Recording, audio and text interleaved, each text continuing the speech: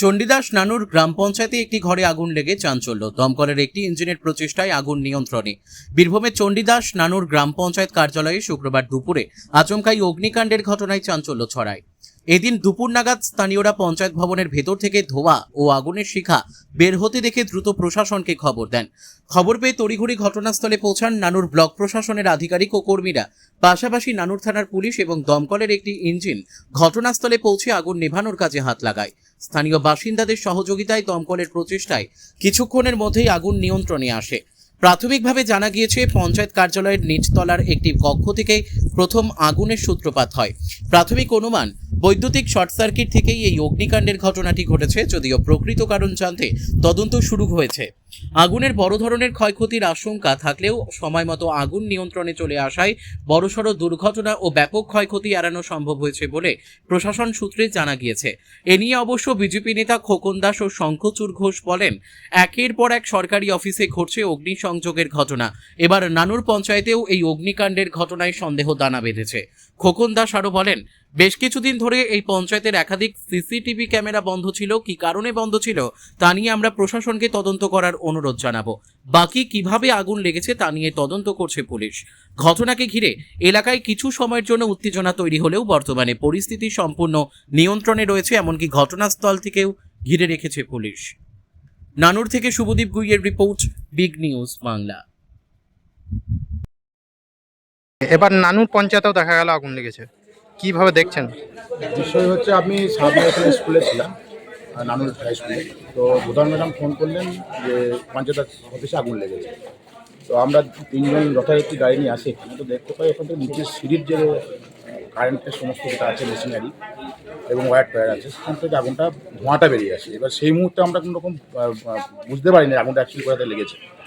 তো অফিসের যে সমস্ত কাগজপত্র আছে সেখান থেকে কোনো রকম অসুবিধা হয়নি, এবং সেখানে যে আগুন ছড়িয়ে যেতে পারে সেই কারণে, সেই ভয়ে আমরা কিন্তু ওনারা স্টাফগুলো সমস্ত কাগজপত্র বের করি। এটা হচ্ছে বিষয়। কিভাবে কি আগুন লেগেছে বলে মনে করছেন? ইলেকট্রিক আগুন কি নেভানো গেছে? হ্যাঁ, ফায়ার ব্রিগেডের গাড়িও এসছে, এবং লোকাল আমাদের ছেলেগুলো সব পুকুর থেকে তুলতে লাগে। কোনো কিছু কি সন্দেহ রয়েছে এই আগুন লাগা নিয়ে? না, দেখুন, এখন পর্যন্ত সেটা সন্দেহ করা যাবে না, কারণ কাগজপত্র যথেষ্ট ঠিক আছে। এবং আমি যেখানে যে রুমে আগুন লেগেছে সেখানে জিজ্ঞাসা করলাম যে কোনো পুরনো ফাইল আছে কি না। তো যারা কাজ করে তারা বলছে না, কোনো রকম কাগজপত্র থাকে না, যা আছে কাগজপত্র এখানে। তো সেই কাগজপত্র সরিয়ে নেওয়া হয়েছিল। মানে একের পর এক সরকারি অফিসে আগুন লাগছে। গতকাল বোলপুর মহকুমা অফিসে লেগেছে, এরপর নানুর পঞ্চায়েত। কিছুটা সন্দেহজনক, সেটা এখন অফিসে কাগজপত্র দেখার পর সেটা বোঝা যাবে। আপনার নাম? শঙ্খচূড় ঘোষ। কি লাগলো, কি দেখলেন? আগুন লেগেছে, আমি 12টায় এলাম, এসে এসি চালাতে গেলাম, তখন সিঁড়ির নিচে দিকে গিয়ে দেখলাম সব হচ্ছিল, লাইনের শর্ট ছিল। কটা নাগাদ হয়েছে? আমি 12টায় ঢুকেছি। মানে কি শর্ট সার্কিট থেকে হয়েছে বলে অনুমান? লাইন থেকে কোনো কি ক্ষয়ক্ষতি হয়েছে? না, কিছু ক্ষয়ক্ষতি হয়নি।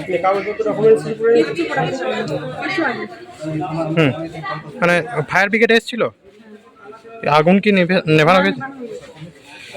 এখন কোনো নথিপত্র পড়ার কোনো সম্ভাবনা রয়েছে? না, কোনো কিছু হয়নি। মানে সব কিছু ঠিকঠাক আছে?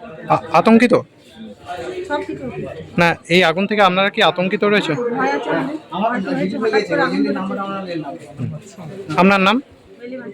আপনি কে পঞ্চায়েত? কি ঘটনা ঘটেছিল? আজকে আমরা যখন এদিকে এলাম তখন চাঁদা তুলছিলাম, ঠিক আছে।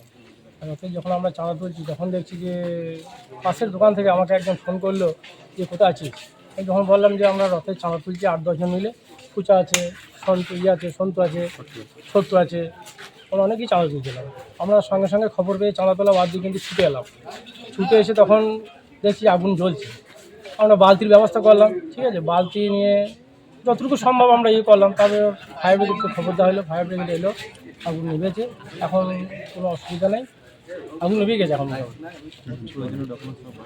আর ডকুমেন্টস সমস্ত কিছু বার করা হয়েছে, আর ক্ষয়ক্ষতি সেরকম কিছু হয় মানে এটা নিয়ে কি কোনো কিছু ধোঁয়াশা রয়েছে?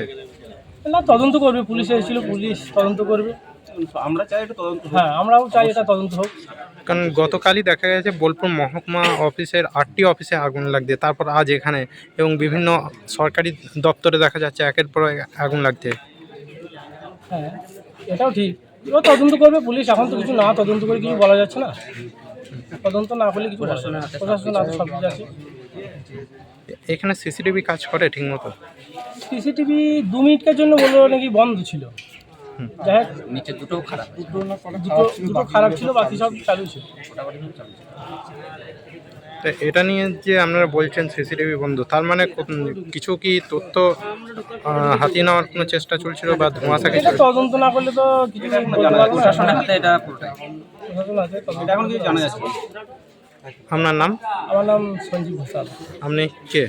বিজেপির কার্যকর্তা।